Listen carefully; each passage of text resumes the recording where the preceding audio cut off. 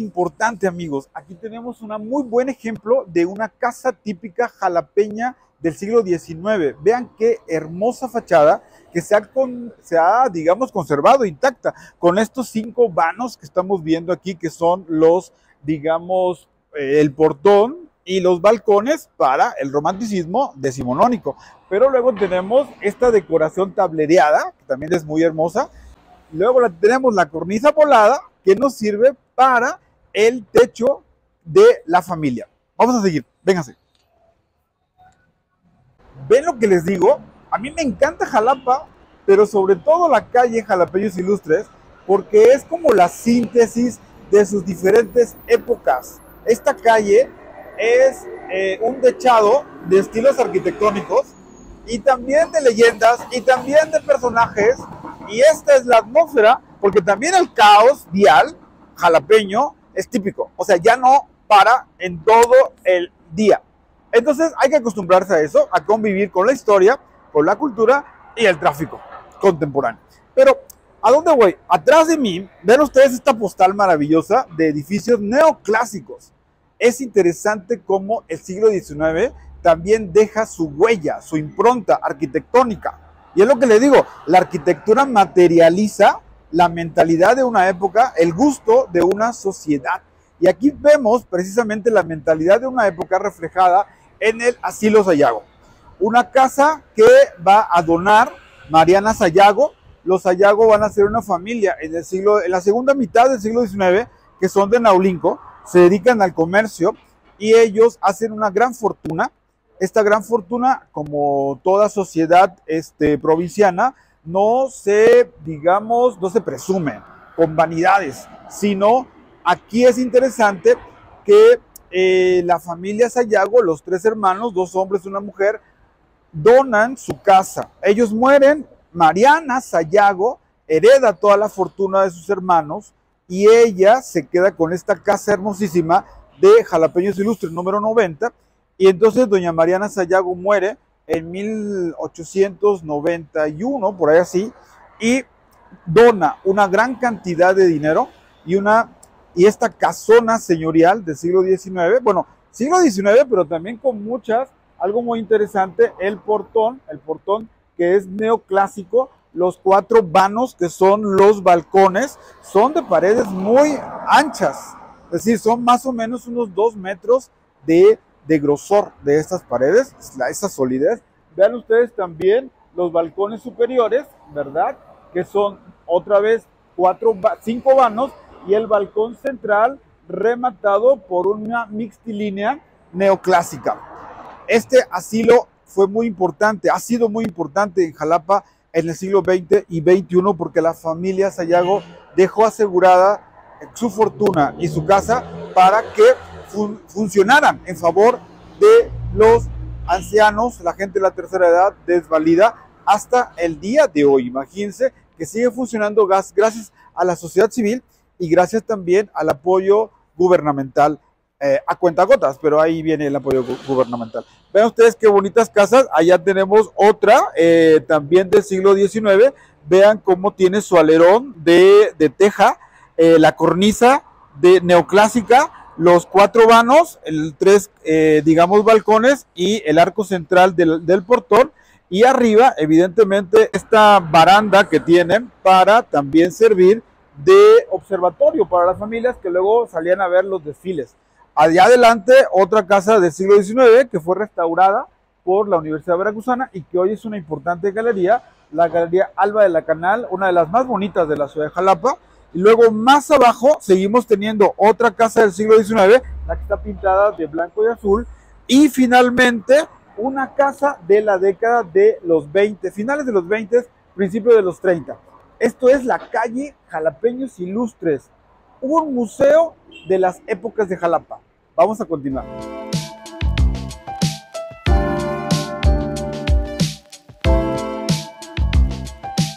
Aunque usted no lo crea, este espacio que tenemos, esta gran esquina que tenemos aquí, es el origen del barrio de San José de la Laguna, porque ahí está el manantial de Techacapan.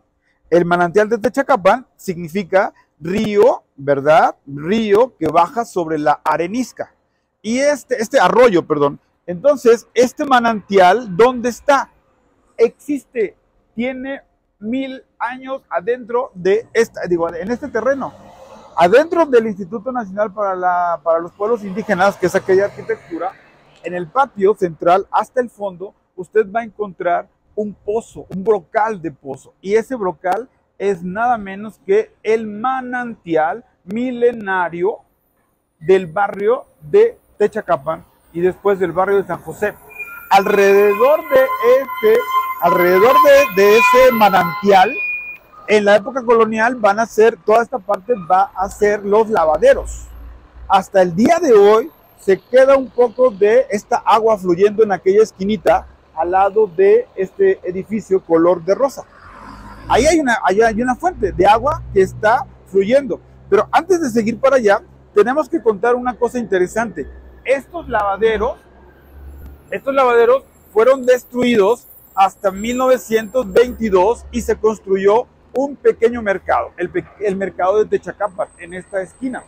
Después de más de una década de funcionamiento, estos mercados fueron totalmente quitados y se vendieron los terrenos. Estos terrenos, la mitad de esos terrenos se la adjudicó el ayuntamiento y por eso después se donó para el gobierno del estado. Hoy es el Instituto de los Pueblos Indígenas. Y la otra mitad de ese terreno se vendió a un particular. ¿Y qué creen? Hoy día, en este edificio particular, vamos a ver que surge otra gran empresa muy jalapeña. Vamos a ver.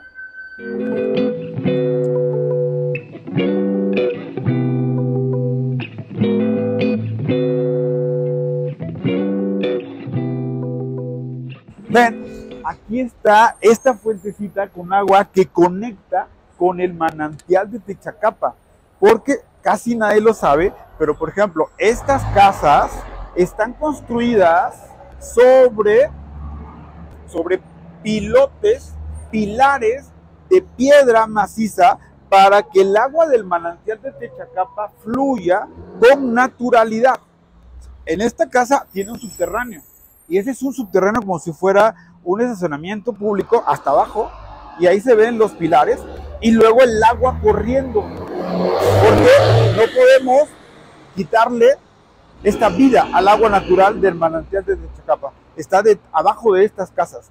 Pero bueno, arriba está la vida social del siglo XX también. Y queremos aquí también un poquito comentar que en 1917 surge la panadería más icónica de Jalapa, la panadería que toma su nombre del apellido de su fundador, don Julio Dauzón. En 1917, don Julio Dauzón, que ya, digamos, era jefe panadero, abre su primer negocio, que es esta panadería es de 1917, en el mismo lugar, con la misma calidad tradicional del pan jalapeño. ¿Por qué pan jalapeño? Porque acuérdense ustedes que había dos grandes haciendas que se dedicaban al cultivo de trigo y de granos. La hacienda de Lucas Martín, que por cierto eran millonarios porque controlaban ahí el arrendamiento de mulas y de burros para el comercio virreinal. Y luego estaba el molino de Pedreguera, en lo que hoy es San José, en lo que hoy es el barrio de San Bruno, estaba la hacienda de molino de Pedreguera, molino de trigo y de granos. Entonces, Jalapa tiene una larga tradición también del pan. Y no me lo van a creer, porque además los orizabeños a lo mejor me van a odiar, porque hay una polémica donde se inventa el pan vaso, en Orizaba o en Jalapa. Entonces, mi querida ciudad de Orizaba, que adoro y amo y me encanta, es espectacular, dice que se crea a partir de Maximiliano Habsburgo, que trae su propio panadero y que le sirven estos bollos suavecitos, ¿verdad?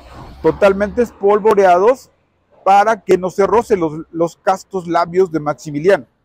Y de ahí nace el pan vaso. Pero quiero decirles que en los archivos históricos existen documentos donde ya se habla de un pan vaso en Jalapa. El pan bajo, pan bajo, que tiene que ver con la crisis de las harinas a finales del siglo XVIII, y entonces se hacen panes de harinas, digamos, locales, ¿verdad? Y en ese sentido es que se pone de moda el pan vaso. Eso nada más un poco para alimentar la polémica, porque no podemos decidir dónde nació el pan vaso, en el puerto, en Orizaba, en Jalapa, pero Jalapa tiene una rica tradición desde la época colonial en harinas y panes. No, hombre, es que no agotamos los secretos de la calle Jalapeños Ilustres. Y ahora estamos en el cruce de Jalapeños Ilustres con Landero y Cos y con Juan Soto. Bueno, ustedes recordarán que Juan Soto, ¿quién es Juan Soto? ¿No? Y en ese sentido es un generalísimo que defendió a México en la intervención estadounidense y que finalmente llega a ser pues también brazo derecho de Ignacio de la Llave. Y gobernador también, por supuesto, del estado de Veracruz, Juan Soto. Luego tenemos a la calle de Landero y Cos. El licenciado Landero y Cos fue un eminente jurisconsulto que llega a ser uno de los más importantes administradores en el estado de Veracruz, que desgraciadamente pues murió en la pobreza. Algo bien interesante de este cruce, que vean ustedes que es súper concurrido, es la calle Landero y Cos. Quería contarles nada más brevemente esa anécdota, porque cuando deciden secar la laguna, ¿te acuerdan que les dije que el mercado de San José era una laguna?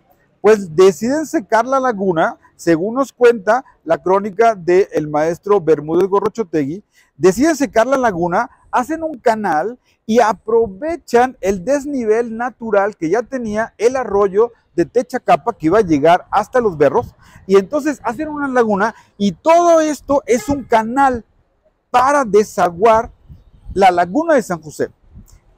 Por eso le llaman la calle de la acequia, antes de ser la calle de Landero y Cos. Y entonces el agua viene y se conduce hasta los pantanos del Parque de los Berros. Y así es como nace la calle Landero y Cos y se vuelve calle también Juan Soto. Pero otra cosa interesante, histórica, vean ustedes este hermoso edificio que es de la década de los 40, este edificio. Pero el edificio no nos interesa tanto como decir que en este terreno va a nacer dos grandes e importantes intelectuales de México, los hermanos Covarrubias, Francisco Díaz Covarrubias, que se va a convertir en un gran astrónomo. Este gran astrónomo va a ser parte de la Comisión Nacional Exploradora, va a ser un gran cartógrafo de la República Mexicana, pero también va a ir a analizar el paso del cometa hasta Japón. En cambio, su hermano, ¿verdad? Juan, él es Francisco, el astrónomo. Juan es un poeta, es un gran intelectual, literato, que va a luchar contra los conservadores en esta gran batalla de Tacubaya, y él muere ahí. Es uno de los mártires de Tacubaya de la segunda mitad del siglo XIX, Juan Díaz Covarrubias. Desgraciadamente no hay mucho en Jalapa de ellos porque su papá murió antes de que ellos cumplieran 10 años, y entonces su mamá a los dos niños, no eran seis, eran 3 hombres y 3 mujeres los Covarrubias, por cierto, ahorita me acordé. Y entonces doña Conchita Covarrubias se los lleva a la Ciudad de México y los pone a estudiar con el dinero que logra al rematar esta propiedad que estamos viendo, este terreno con la casa antigua que ya no existe. Y entonces su mamá se los lleva a México y los pone a estudiar en las mejores instituciones, y es lo que haría cualquier padre y madre que ame a sus hijos.